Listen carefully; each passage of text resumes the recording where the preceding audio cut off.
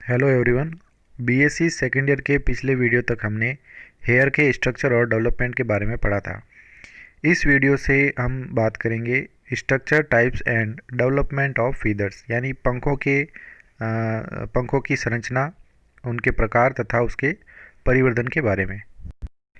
तो बात करते हैं फीदर्स या पंखों की, जो कि पक्षियों का यानी एवीज वर्ग के अंतर्गत आने वाले सभी जो जंतु है यानी पक्षी है, उन सब में ये पाए जाते हैं, जो कि इनका एक विशेष कैरेक्टर है। द अरेंजमेंट ऑफ और distribution of feathers on the body is called pterylosis, यानी कि शरीर के ऊपर जो इनकी व्यवस्था होती है पंखों की और उसका डिस्ट्रीब्यूशन या वितरण जो होता है शरीर पर, उसे टेरिलोसिस यानी पिच विन्यास कहा जाता है। In pigeons and majority of birds except penguins, the feathers are not uniformly distributed over the whole body। तो कबूतर के अंदर और अधिकांश जितने भी बर्ड हैं, जितने भी पक्षी हैं, उनके अंदर केवल पेंगुइन को छोड़ के बाकी सभी पक्षियों में जो फीदर्स होते हैं ये एक समान रूप से वितरित नहीं होते हैं पूरी बॉडी के ऊपर, but are arranged in distinct patches called pterylae, यानी कि ये एक जो निश्चित पैचेज या ग्रुप होते हैं, उन ग्रुप्स के अंदर या समूहों के अंदर ये पाए जाते हैं, जिन्हें टेरिलेक कहते हैं, या इसे कहा जाता है पिच क्षेत्र। तो जहाँ पर उपस्थित होते हैं, फीदर्स पाए जाते हैं पैचेज के अंदर, उस क्षेत्र को जो है टेरिलाई या पिच क्षेत्र कहा जाता है। The pterylae are followed by featherless areas, और इसे कहा जाता है एप्टेरिया, यानी अपिच क्षेत्र, which are covered with filoplumes in pigeons. तो टेरिलाई जो होता है यानी पिच क्षेत्र जो होता है, उसके बाद में फीदरलेस एरिया भी आते हैं, यानी ऐसे क्षेत्र भी आते हैं शरीर के ऊपर जहाँ पर पंख उपस्थित नहीं होते हैं। ऐसे क्षेत्रों को एप्टेरिया कहा जाता है, यानी अपिच क्षेत्र कहा जाता है। Which are covered with filoplumes. अब ऐसे जो क्षेत्र होते हैं जहाँ पर पिच नहीं होते हैं, ऐसे एरिया कवर्ड होते हैं फिलोप्ल्यूम्स के द्वारा, यानी रोम पिच वहाँ पर पाए जाते हैं। इन पिजन्स, यानी कबूतर के अंदर रोम पिच होते हैं अपिच क्षेत्रों के अंदर उपस्थित।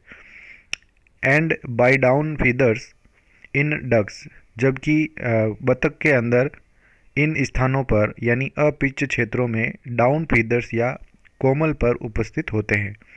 एंड मैनी अदर बर्ड्स, और दूसरे सभी पक्षियों के अंदर भी कोमल पर या डाउन फीदर्स उपस्थित होते हैं। इन फ्लाइटलेस बर्ड्स, तो उड़न विहीन पक्षियों के अंदर apteria are usually found only in the young. तो जो ये अपिच क्षेत्र होते हैं ये केवल उनके नवजात शिशुओं के अंदर ही पाए जाते हैं, यानी जो फ्लाइटलेस बर्ड या उड़नविहीन पक्षी जो होते हैं, जैसे रेटिटी है यानी शतुरमुर्ग जैसे है, तो उनके नवजात के अंदर ही एप्टेरिया जो है वो पाए जाते हैं। The adult having a uniform covering of feathers, और वयस्क के अंदर जो है इनमें एक समान आवरण पाया जाता है परों का पूरे शरीर के ऊपर। अब बात करते हैं structure of a typical feather, यानी एक प्रारूपी पंख की जो है संरचना किस प्रकार की होती है।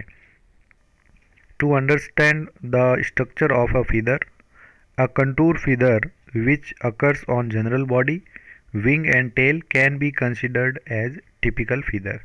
तो एक पंख की संरचना को समझने के लिए एक कंटूर फीदर, यानी जिसे कहा जाता है देह पिच, जो कि जनरल बॉडी सरफेस के ऊपर पाया जाता है, सामान्य शरीर सतह पर, विंग्स में पाया जाता है यानी पंखों के अंदर उपस्थित, और टेल के अंदर भी उपस्थित होता है, और इसे जो है कंसिडर किया जा सकता है या इसे जो है प्रारूपी पंख के रूप में जो है कंसिडर कर सकते हैं। तो इसी की जो है संरचना एक प्रारूपी पिच की होती है।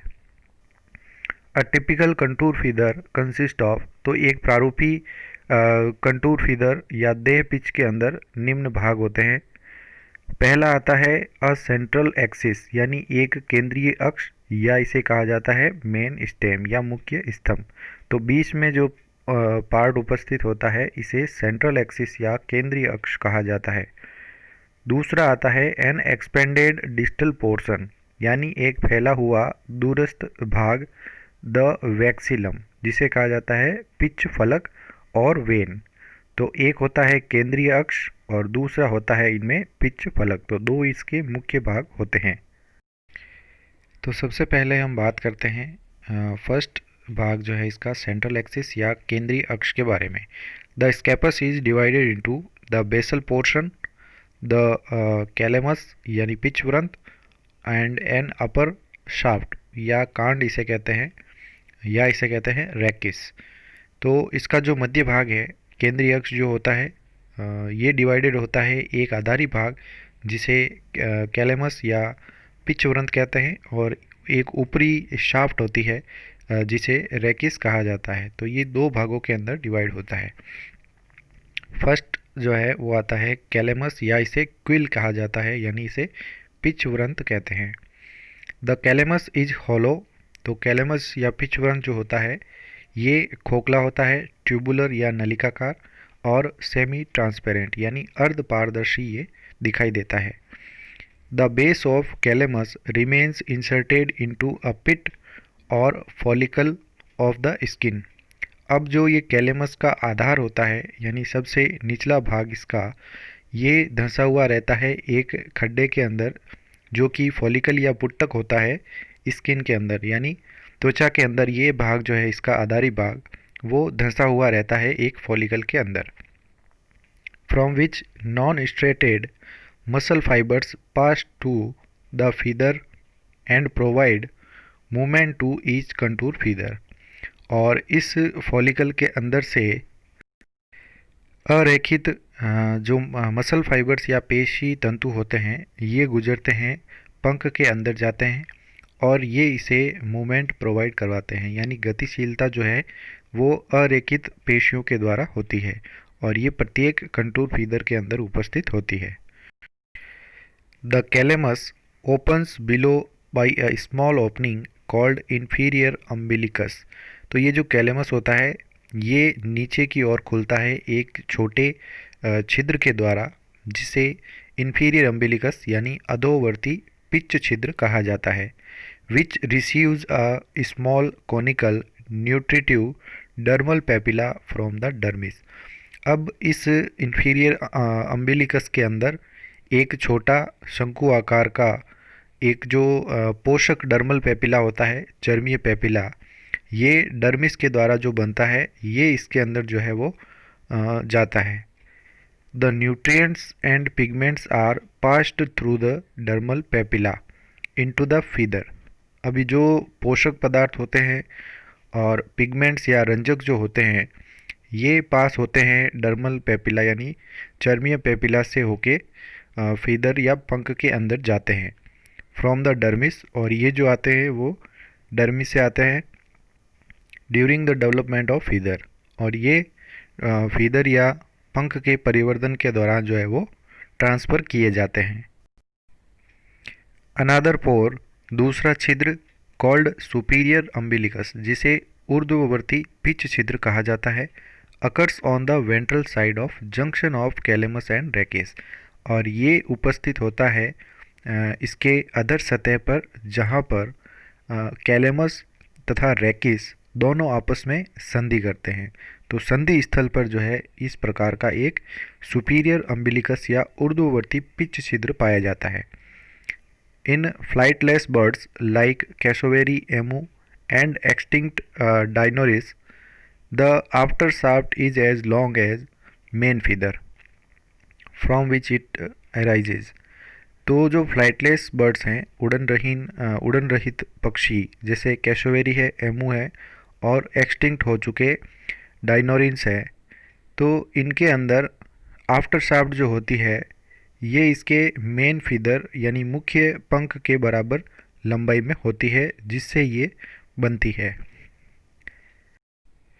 In some pigeons and many other birds, तो कुछ कबूतर के अंदर तथा दूसरे अन्य पक्षियों में, a small tuft of soft down feather, एक छोटा सा जो उत्फुल्लन होता है कोमल डाउन फीदर्स का, कॉल्ड आफ्टर शाफ्ट, यानी इसे आफ्टर शाफ्ट के कहा जाता है, या इसे कहते हैं hyporachis. Occurs near the superior umbilicus and it covers it. ये पाया जाता है, हाइपोरेकिस जो होता है ये उपस्थित होता है जो ऊर्ध्ववर्ती पिच छिद्र होता है उसके पास में ये हाइपोरेकिस पाया जाता है तथा वह इसे पूर्णतया कवर करता है यानी ढक लेता है। अब आता है सेंट्रल एक्सिस का दूसरा भाग जिसे रेकिस या प्राक्ष कहा जाता है।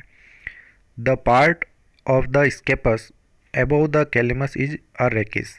तो जो पार्ट होता है स्केपस से ऊपर यानी सेंट्रल एक्सिस से ऊपर जो भाग है जो कि कैलेमस और कैलेमस के ऊपर होता है उसे रेकिस कहा जाता है। It forms the longitudinal axis of the when.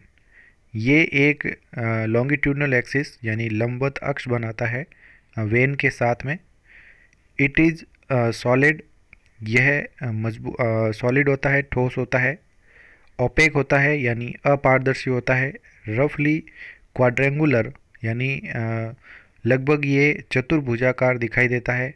In transverse section यानी अनुप्रस्थ काट के अंदर ये चतुर्भुजाकार दिखाई देता है। And filled with a closely packed mass of pith cells. और ये जो है अंदर से भरा हुआ होता है एक पिथ सेल्स यानी पिथ कोशिकाओं के द्वारा अत्यंत घनिष्ठ रूप से ये पैक होता है। लॉन्गिट्यूडनल फरो यानी एक इसमें अनुदैर्ध्य खांच होती है। द अम्बिलिकल ग्रूव जिसे कहते हैं अम्बिलिकल ग्रूव या नाभिक खांच। रन्स अलोंग द वेंट्रल और inner surface of the rachis. तो ये जो है अम्बिलिकल ग्रूव इसके वेंट्रल यानी अधर या उसके आंतरिक सतह पर चलती है साथ साथ में रेकिस के, और थ्रू आउट इट्स लेंथ यानी इसकी संपूर्ण लंबाई के अंदर एक इस प्रकार की नाभिक खांच उपस्थित होती है जो कि इसके वेंट्रल साइड या आंतरिक सतह पर पाई जाती है। Thank you so much. इससे आगे का भाग हम अगले वीडियो के अंदर पढ़ेंगे।